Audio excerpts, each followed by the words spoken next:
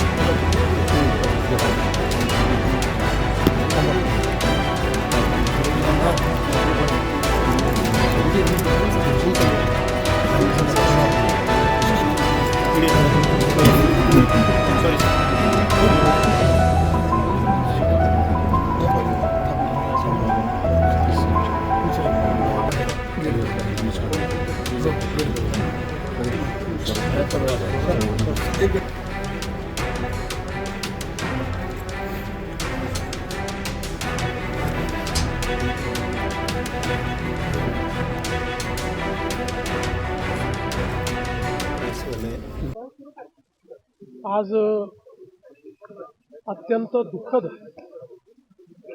अशा प्रकारचा दिवस आहे. महाराष्ट्राच्या आणि देशाच्या राजकारणामध्ये ज्यांना राजयोगी नेता म्हणून आपण ओळखतो असे शिवराज पाटील चाकूरकर साहेब यांचं आज दुःखद निधन झालं. जवळजवळ 6 दशकं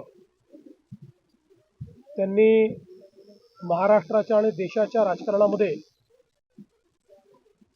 सेवा केली.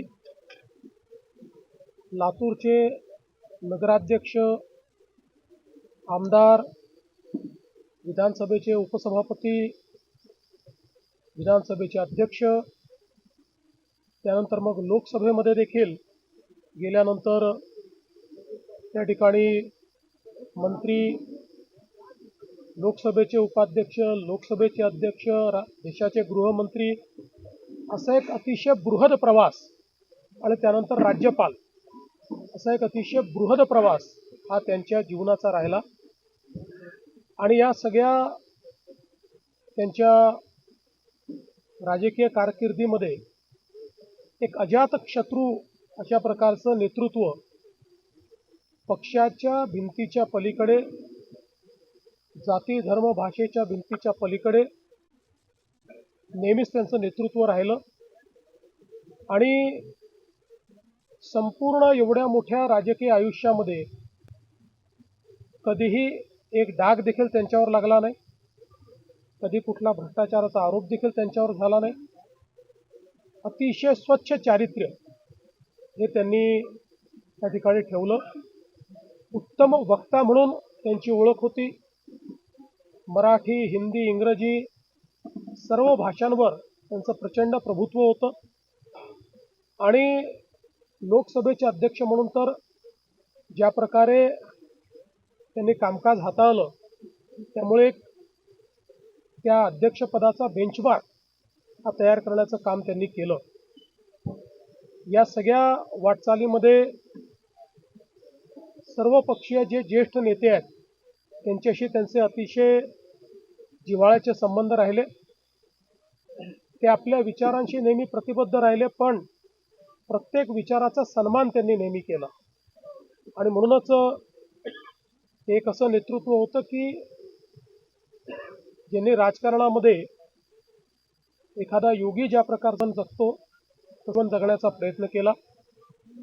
आज त्यांच्या जाण्यामुळे निश्चितच महाराष्ट्राची आणि देशाची एक मोठी हानी झाली आहे. मात्र हे आपण निश्चितपणे म्हणू शकतो की राजकीय संस्कृती कशी असावी आणि सुसंस्कृत नेता कसा असावा या संदर्भात कोणालाही त्या ठिकाणी प्रेरणा घ्यायची असेल तर ती शिवराज पाटील साहेबांकडनं नेहमीच घेता येईल अशा प्रकारचं त्यांचं व्यक्तिमत्व राहिलेलं आहे. वैयक्तिक माझा देखील त्यांच्याशी संबंध आला आणि मला आजही आठवतं की माझ्या मागच्याही कार्यकाळामध्ये ज्यावेळी मी काही चांगले निर्णय केले त्यावेळी समोरून स्वतः फोन करून हा निर्णय चांगला आहे, या निर्णयाचा फायदा होईल याबद्दल अभिनंदन करणारी अशा प्रकारची त्यांची एक मला असं वाटतं वृत्ती होती की ज्यातनं चांगल्याला चांगलं म्हणण्याचा एक नेहमी त्यांचा भाव असायचा. अनेक वेळा त्यांच्याशी भेटी व्हायच्या. अतिशय कुठल्याही गोष्टीचं सविस्तर ज्ञान असल्यामुळे त्यांच्याशी बोलणं हा देखील एक मला असं वाटतं एक पर्वणी ती असायची. आणि आपल्याला सगळ्यांना कल्पना आहे की तसं अतिशय रुबाबदार अशा प्रकारचं त्यांचं रूप होतं. एक नेता म्हणून त्यांच्याकडे पाहिल्यानंतर विश्वास वाटायचा अशा प्रकारचं त्यांचं नेतृत्व होतं. त्यामुळे निश्चितच सर्वांना त्यांची आठवण राहील. लातूर शहराला, लातूर जिल्ह्याला तर त्यांचं इतकं सानिध्य लाभलं. 7 वेळा लोकसभेला आणि 2 वेळा विधानसभेला ते इथनं निवडून गेले. त्यामुळे निश्चितच एक मोठी पोकळी आहे. मी महाराष्ट्र सरकारच्या वतीने आणि महाराष्ट्राच्या जनतेच्या वतीनेही त्यांना विनम्र श्रद्धांजली या ठिकाणी अर्पण करतो.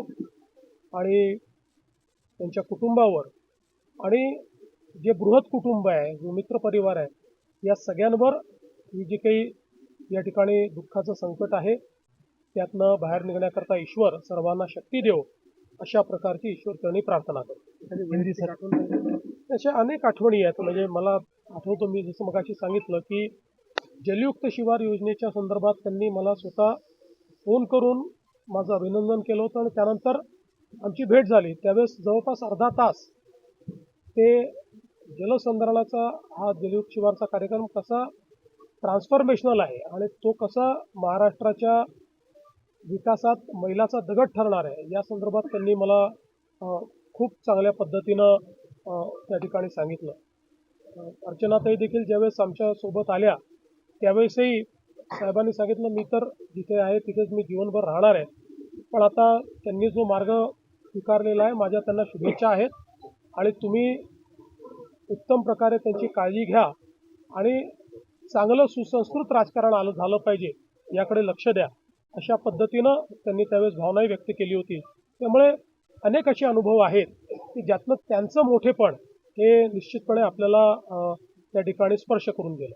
सर हिंदी आमदारांनी त्यांना पद्म मिळावं म्हणून मागणी. ठीक आहे, त्या संदर्भात जरूर मला असं वाटतं, कारण खरं तर माननीय देशाचे प्रधानमंत्री महोदय श्री नरेंद्र मोदीजी यांच्याही मनात पाटील साहेबांच्या संदर्भात खूप आदराची भावना आहे आणि मला असं वाटतं की त्यांची भेट देखील ज्यावेळेस झाली तर जवळपास तासभर ती भेट त्या ठिकाणी झाली, विविध विषयांवर चर्चा झाली. त्यामुळे त्यांचा जो काही त्यांची आठवण आणि त्यांचा उचित सन्मान आहे तो तर राहीलच.